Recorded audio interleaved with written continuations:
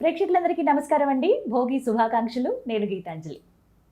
ఈ 2026వ సంవత్సరంలో భోగి ఎంతో విశిష్టతతో కూడుకుందని చెబుతారు. ఎందుకంటే ఏకాదశి కూడా వచ్చిందండి. అలాగే అసలు భోగి రోజున మనం ఏం చేయాలి?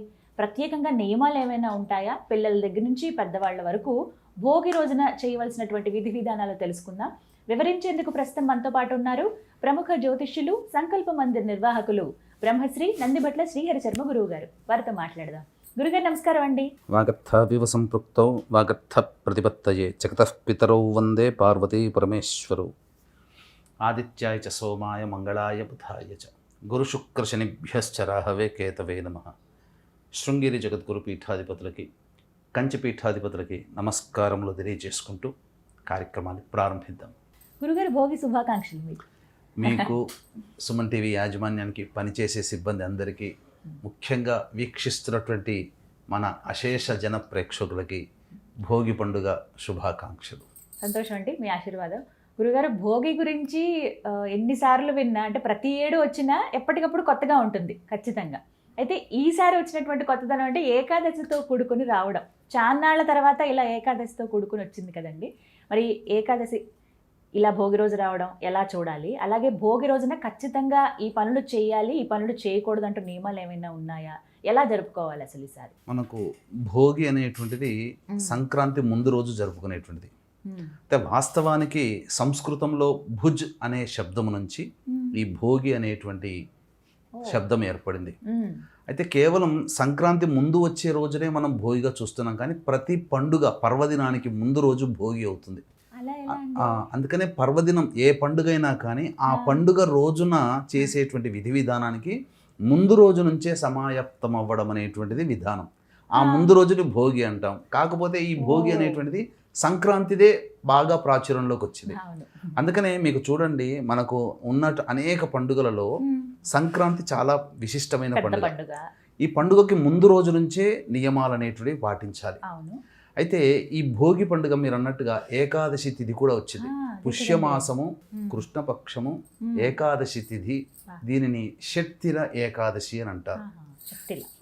కాబట్టి భోగి రోజున సహజంగానే కొన్ని నియమాలు అనేటువంటి పాటించాలి. కానీ ఈ భోగికి మరొక గొప్ప విశిష్టత ఉందమ్మా. ఈ రవి ఎప్పుడైతే ధనుర్మాసంలో ప్రారంభమవుతాడో ఆ రోజు నుంచి కూడా తులసివనంలో ఉదయించినటువంటి స్త్రీమూర్తి గోదాదేవి విష్ణు చిత్తుడు అనేటువంటి భక్తుడికి లభించింది. పెరిగి పెద్ద అయిన తర్వాత ఆమెకి జ్ఞానం వచ్చిన తర్వాత వివాహం చేద్దాం అనుకుంటే నేను విష్ణుమూర్తిని తప్ప ఇంకెవరిని వివాహం చేసుకొని పట్టుబట్టడం. ఆ విధంగా అమ్మాయికి అన్ని రకాలుగా నచ్చజెప్పినా కానీ విష్ణు ఎందే ప్రేమ తత్పరత ఉండడం వల్ల చేసేది ఏమి లేక విష్ణువుకిచ్చి వివాహం చేయాలని నిర్ణయించుకుంటాడు. ఇక తన భర్తని పొందాలి, విష్ణువునే పొందాలనే ఉద్దేశంతో రవి ధనుస్సు రాశిలోకి ప్రవేశించిన దారభ్యత మొదలు 30 రోజుల పాటు ఒక్కొక్క పద్యాన్ని, దాన్నే పాశురం అని అంటారు, అది ఆ స్వామిని భక్తిపూర్వకంగా సమర్పిస్తూ పాడుతూ భక్తిగా, అలాగే పొంగలి మాత్రమే నైవేద్యంగా భుజిస్తూ, నైవేద్యంగా పెట్టిన పొంగలిని భుజిస్తూ 30 రోజులు గడిచిన పిదప ఆ యొక్క రంగనాథుడు ప్రత్యక్షమై నేను వివాహం చేసుకోవడానికి సిద్ధంగా ఉన్నాను, పలానా రోజు రామ్మ నేను వివాహం చేసుకుంటానని చెప్పగా, తండ్రికి ఇదే విషయం చెప్పగా అంగరంగ వైభవంగా మేళతాళాలతో శ్రీరంగపురానికి చేరుకొని అక్కడ గోదాదేవికి వివాహం, శ్రీరంగనాథుడితో వివాహం జరిపించడం. ఆ విధంగా ఆ గోదాదేవి ఆ రంగనాథుడిలో ఐక్యం అవ్వడం ఈ భోగి పండుగ రోజున జరిగింది. ఇది అందుకనే గోదా కళ్యాణం ఈ రోజు నిర్వహిస్తారు. ఈ రోజు వివాహం చేయగానే అంతరాలయానికి ప్రవేశించి స్వామిలో ఐక్యం అయిపోయింది, సాక్షాత్తు లక్ష్మీ స్వరూపం. అందుకనే గోదా కళ్యాణము, నారాయణ కళ్యాణం ఈ రోజున చేయడం చాలా విశేషం. ఎవరైతే వివాహం కాని అబ్బాయిలు అమ్మాయిలు ఉంటారో ఈ రోజున విష్ణుమూర్తికి కనుక కళ్యాణం జరిపించినట్లయితే తప్పకుండా కళ్యాణ దోషాలు తొలగిపోతాయి. దాంపత్య సమస్యలు ఎదుర్కొనే వాళ్ళు కూడా చేయించినట్లయితే తప్పకుండా మళ్ళీ తిరిగి భర్త భార్యని, భార్య భర్తని పొందడం జరుగుతుంది. అందులో సందేహం లేదు. ఇక మరొక గొప్పదైనటువంటి విశేషం అమ్మ, ఈ భోగి పండుగ రోజున చాలామంది చేసేటువంటి పని, ప్రతి ఊర్లో కూడా భోగి మంటలు వేస్తారు, ఖచ్చితంగా వేస్తారు. ప్రతి ఈ రవి ధనుస్సు రాశిలోకి ప్రవేశం చేసిన మొదలుగా 30 రోజుల పాటు ఉండడం, తదనంతరం సంక్రాంతి భోగి రాగానే ఆ గొబ్బెమ్మలు పెడతారు కదమ్మా, ఆవు పేడతో పెట్టినటువంటి గొబ్బెమ్మలు. ఈ గొబ్బెమ్మలనంతా కూడా ఒక చోట చేర్చడం కానీ లేదా పిడకలుగా చేయడం కానీ చేసి అవన్నీ కూడా ఆ ఊళ్ళో వాళ్ళందరూ తయారు చేస్తాం, ఇంటి ముందర పెట్టుకుంటారు కదా, వాళ్ళందరూ ఒక గుచ్చములాగా చేసుకుంటారు, హారంలాగా. ఈ భోగి మంటలు అనేటువంటివి ఊరిలో చిన్న గ్రామం అయితే బొడ్రాయి దగ్గర ఊరి మధ్యలో అక్కడ వెలిగిస్తారు. ఒక వ్యక్తి ఉంటాడు, ప్రతి సంవత్సరం ఆచారంగా ఆ వ్యక్తే భోగి మంటలు వెలిగించేటువంటిది. అలా వాళ్ళందరూ తీసుకొచ్చినటువంటి ఆ యొక్క ఆవు పిడకల్ని అందులో వేసి ఆవు నేతితో వాటిని వెలిగించి ఈ విధంగా ఆ మంటలు ఉన్న సందర్భంగా డప్పులు కొట్టుకుంటూ నృత్య వాయిద్యాలు చేసుకుంటూ చక్కగా ఆడుతూ ఉంటారు, పిల్ల పాపలతో సహా ఆడుతూ ఉంటుంటారమ్మా. దీనివల్ల కలిగేటువంటిది ఏంటంటే ఒక 10 గ్రాముల ఆవు నెయ్యి ఆ ఆవు పిడకలతో కలిసి అగ్ని మథనం జరగడం వల్ల 1 టన్ను ఆక్సిజన్ వెలువడుతుంది. అందుకనే కానీ ఈ రోజున అందరూ చేస్తున్న చాలా తప్పు ఏంటంటే అమ్మా, మూలన పడ్డ వస్తువులని తీసుకొచ్చి పనికిరాని వస్తువులని వేస్తున్నారు, టైర్లు వేస్తున్నారు, ట్యూబ్లు వేస్తున్నారు, వాతావరణ కాలుష్యం ఇంకా పెంచుకుంటున్నారు పల్లెటూళ్ళలో. అంతేకాకుండా మనకు అనాదిగా జ్ఞానం అనేటువంటిది తాళపత్ర గ్రంథాలలో ఉంది. దాని విలువ తెలియక మూలన పడ్డది మూలన పెట్టారని చెప్పి ఆ తాళపత్ర గ్రంథాలని కూడా అగ్నికి ఆహుతి చేసి మన జ్ఞానాన్ని నశింపజేసుకున్నాం. ఇది జరుగుతున్నటువంటిది. కాబట్టి చాలా మందికి తెలియదు. అంతేకాకుండా పంచపల్లవాలు అంటారు, అంటే మర్రి, మేడి, జువ్వి, మోదుగా, మామిడి, ఈ 5 వృక్షముల యొక్క కాండములని అనగా కట్టెలని ఆ యొక్క భోగి మంటల్లో వేసినట్లయితే అసలు వాతావరణంలో ఉన్నటువంటి సూక్ష్మక్రిములన్నీ కూడాను సంహరించబడతాయి. ఇప్పుడు మనకు కరోనాలో చూడండి, 2019లో వచ్చింది కదా, డిసెంబర్ మాసంలో, చలి మాసంలోనే ఉంటుంది. మన వాళ్ళు వేల సంవత్సరాల నుంచి భోగి పండుగ ఆచారాన్ని ఈ విధంగా ఎలా చేసేవాళ్ళు, ధనుస్సు రాశిలో రవి సంక్రమణం చేసిన తరువాత ఆ రోజు నుంచి మొదలుకొని ఊరు ఊరు ఊరు వాడ వాడ ప్రతి ఇల్లు గడప గడప వాకిలి వాకిలి ఆవు పేడతో చక్కగా చిలకరించుకొని కలాపి చల్లేవాళ్ళు. దీనివల్ల శీతాకాలంలో ఎక్కువగా వైరస్ వ్యాప్తి చెందుతుంది, సూక్ష్మక్రిములు. ఆ ఆవు పేడ చిలకరించినటువంటి కారణం చేత అసలు వైరస్ ఇంట్లోకి రాలేదు, అందరూ ఆరోగ్యంగా ఉన్నారు, దోమల బెడద లేదు. కానీ ఈరోజు చైనా పేడ వచ్చి చేరింది, వాసన లేకపోయినా రంగు రుచి అలాగే ఉండిపోతుంది, వాసన ఒక్కటే ఉండదు. మన వాళ్ళు చాలా సున్నితమైన మనసులు కాబట్టి దాన్నే ఎక్కువగా ఆదరిస్తున్నారు. అసలు ఆవు పేడని మన వాళ్ళు అసహించుకుంటున్నారు. ఇది జరుగుతుంది. కావాలని రోగాలు కొని తెచ్చుకుంటున్నాం. ఇది మన వాళ్ళు ఆ భోగి మంటల్లో చేస్తున్న తప్పమ్మ. అంతేకాకుండా ఆ భోగి మంటల్లో వండినటువంటి ఆ బూడిదని తీసుకుని వచ్చి అందరూ కూడా బొట్టు పెట్టుకుంటారు. కారణం ఏంటంటే చిన్నపిల్లలకు పెడతారు, దిష్టి దోషాలు తొలగిపోతాయి. ఇది చేయవలసినటువంటి ఖచ్చితంగా. అందుకనే ఆ విధమైనటువంటి ఆచారం ఆ సాంప్రదాయం వస్తుంది ప్రజల్లో. కమ్యూనిటీ లాగా ఉన్న వాళ్ళు కూడా సిటీల్లో కూడా ముందు రోజు అన్ని ఏర్పాటు చేసుకుని చక్కగా ఇలా మంటలు చేస్తున్నారు. ఇప్పటికీ ఆ రకమైనటువంటి సిటీలో కూడా వాతావరణం పెరుగుతుంది, విదేశాల్లో కూడా బాగా పెరుగుతుందమ్మా. ఎంత బాగా చేసుకుంటారు పండుగలు. అంతేకాకుండా ఇక్కడ సంబంధించినటువంటి ఈ రోజున ఏకాదశి కూడా అవ్వడం. అసలు ఈ భోగి, సంక్రాంతి, కనుమ ఈ 3 రోజులు కూడా చాలా నియమనిష్టలతో గడపాలి. అంటే ఉపవాస నియమాన్ని పాటించాలి. లేకపోయినట్లయితే కనీసం భోగి రోజునైనా, కనీసము భోగి సంక్రాంతి రోజునైనా కానీ ఉపవాస నియమం పాటిస్తే మంచిది. లేకపోతే కనీసం సంక్రాంతి రోజునైనా పాటించమని. కానీ ఈ రోజున 14వ తారీఖు రోజున భోగి వచ్చింది కాబట్టి ఏకాదశి కూడా అయింది కాబట్టి ఉపవాస నియమాన్ని సంక్రాంతి పండుగ రోజు ముందు రోజున ఉపవాస నియమాన్ని పాటించినట్లయితే చాలా విశేషమైన యోగం అమ్మ. షట్తిల ఏకాదశి అని అంటారు. అంటే 6 రకాలుగా తిలలతో ఈ రోజున మనం ముడిపడి ఉంటుంది మన జీవితం. అలాగే ఈ షట్తిల ఏకాదశి రోజున నువ్వులని బాగా పిండి చేసి ఆ పిండిని ఒంటికి రాసుకొని పూర్వకాలంలో చేసేవాళ్ళు. ఇప్పుడు నువ్వుల నూనె రాసుకోవచ్చు, తప్పలేదు. నువ్వుల నూనె రాసుకోవచ్చు, అది మొదటిది. రెండవది, స్నానం చేసే నీటిలో ఖచ్చితంగా కొన్ని నల్ల నువ్వులు వేసుకోవాలి. ఈసారి వేసుకొని ఆ నీటితో స్నానం చేస్తే సకల పాపములు, శరీరానికి ఉన్నటువంటి దోషములు అన్నీ కూడాను దోషం నివారణ జరుగుతుంది ఏకాదశికి. తర్వాత నువ్వులని కొన్ని భుజించాలి, కనీసం 6 గింజలనైనా ఈరోజు భుజించమని శాస్త్రం. లేదా నువ్వులతో చేసిన పిండి వంటల్ని భుజించాలి. 4వది, నువ్వులని దానం చేయడం. ఆ రోజు ఆ, అంటే ఏ విధంగా చేయాలండి అంటే దానం అనేది? మనం ఎవరైనా బ్రాహ్మణుని పిలిపించి నువ్వుల దానం చేయవచ్చు. మ్మ్. అలాగే విష్ణు సహస్రనామ పారాయణం చేయడం కూడా శక్తిల ఏకాదశిలో భాగంగా ఇది. ఓ.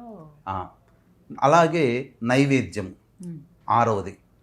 నైవేద్యం నువ్వులతో చేసినటువంటి పదార్థాలు, లడ్డూలు కానీ మ్మ్. ఇంకేదైనా అప్పమ్ములు కానీ అవి నైవేద్యంగా పెట్టాలి. ఈ విధంగా 6 విధాలుగా ఈ నువ్వులను ఈ రోజున మనం ఉపయోగించుకున్నట్లయితే మ్మ్. ఆ శక్తిల ఏకాదశి పుణ్యఫలాన్ని పొందిన వాళ్ళం అవుతాం ఉపవాసం ఏకాదశి ఉంటే. చేసుకోవచ్చు. భోగి పండుగ రోజున సంబంధించినటువంటిది కూడా ఉంటుంది. మ్మ్.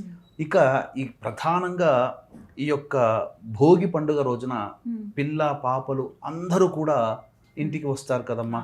ఆడపిల్లలు, అందరూ అల్లుళ్ళు ఉంటారు ఇంట్లో. అందరూ ఉంటారు. మ్మ్. కాబట్టి సరదాగా సంతోషముగా మ్మ్. గడిపేటువంటిది ఈ భోగి పండుగ. ఎందుకంటే మనది వ్యవసాయకమైనటువంటి దేశము కాబట్టి ఆ వ్యవసాయకమైనటువంటి దేశంలో వ్యవసాయమే ప్రధానం కాబట్టి పంట చేతికి వచ్చి ధనము నిండుగా ఉండేటువంటిది. పొలం యజమానులు, పొలంలో పనిచేసే కూలీలు, వాళ్ళకందరికీ కూడా డబ్బులు బాగా నిండేటువంటి రోజు కాబట్టి అన్ని కుటుంబాల వారు ఈ భోగి, సంక్రాంతి, కనుమ వీటన్నిటిని కూడాను ఆచరించాలి. అంతేకాకుండా ఈ రోజున ప్రధానంగా మ్మ్. కొత్త బట్టలు ధరించాలి. ఈరోజు సంక్రాంతి అన్ని కొత్తవి, మ్మ్. అంటే పాతవి వదిలిపెట్టి కొత్తవి స్వీకరించాలి భోగి. ఎందుకంటే సంక్రాంతి రోజున ఉత్తరాయణం కదా ప్రవేశం చేసేది రవి. కాబట్టి ఇక్కడ గమనించాల్సింది ఏంటంటే మన వాళ్ళు పాతనున్న వస్తువులని తీసుకొచ్చి వేస్తున్నారు. కట్టెలు, మంచాలు ఏవి పడితే అవి తీసుకొచ్చి అందులో వేస్తున్నారు. పనికిరాని ప్లాస్టిక్ వస్తువులు మనం ఎప్పుడో ఉపయోగిద్దామని చెప్పి ప్లాస్టిక్ వస్తువులను పెడతారు. పనికిరామని చెప్పి భోగి పండుగ కోసం కూడా వాటిని దాచిపెట్టే వాళ్ళు ఉన్నారు. మ్మ్. దీనివల్ల చాలా విషవాయువులు పెరిగి మనం ఇంకా కూడా శారీరకంగా ఇబ్బందులు పాలవుతాం. మ్మ్. కాబట్టి అటువంటి వాటికి చోటు ఇవ్వకుండా ఈ భోగి రోజున, సంక్రాంతి రోజున, కనుమ రోజున అందరము కూడా చక్కగా దానములు చేయాలి. అన్నిటికంటే కూడా ఒక గొప్పదైనటువంటి విశేషం ఉందమ్మా. మ్మ్. ఈ భోగి రోజున వామనావతారం ఎత్తి మ్మ్. 3 అడుగులు దానం తీసుకుంటాడు కదా బలిచక్రవర్తి నుంచి. 3వ అడుగుగా బలిచక్రవర్తిని అధఃపాతాళ లోకానికి పంపించిన రోజుగా హా. ఒక పురాణ చెప్తారండి? ప్రాశస్త్యం ఉన్నది. అందుకనే ఈ రోజున వామనావతార విశిష్టతని, బలిచక్రవర్తిని స్మరించాలని మనకు శాస్త్రం చెప్పబడి ఉంది. మ్మ్. కాబట్టి చక్కగా అందరూ ఆచరించి చక్కగా శాకాహార భోజనము చేస్తూ ఈ పండుగలు 3 రోజుల పాటు ఉండి మన జీవితాన్ని మనం అభివృద్ధి పథంలోకి నడుచుకోవాలి. పిల్ల పాపలు ఎందుకు చెప్పారు అనంటే మ్మ్. ఇప్పుడు న్యూక్లియర్ ఫ్యామిలీస్ అయిపోయినాయమ్మా. ఎవరికి వారే యమునా తీరన్నట్టుగా. అసలు ఎవరు ఎక్కడ ఉంటున్నారో కూడా తెలియదు. పూర్వకాలంలో కన్న ఊరికి పుట్టిన ఊరికి దగ్గరకు వచ్చేవాళ్ళు. ఇప్పుడు ఆ రకమైనటువంటి వ్యవస్థ మ్మ్. హైదరాబాద్ అంతా ఖాళీ అయిపోతుంది. అంతేగా? ఎవరు ఉండరు, అందరూ పల్లెటూళ్ళకి వెళ్ళిపోతారు. పల్లెటూరుకి. వెళ్ళిపోతారు. బాబాయిలు, పిన్నమ్మలు అందరూ ఒక చోట చేరుతారు. వాళ్ళ పిల్లలందరూ ఒక చోట చేస్తారు. ఆనందంగా చేస్తారు. అసలు ఒక రకంగా ఉండదు. మ్మ్. అన్ని ప్రాంతాలలో ఉత్తరాదిన కూడా ఇదే వ్యవహారం ఉంటుంది. అక్కడ లోఢి అనే నామంతో చెప్తారు.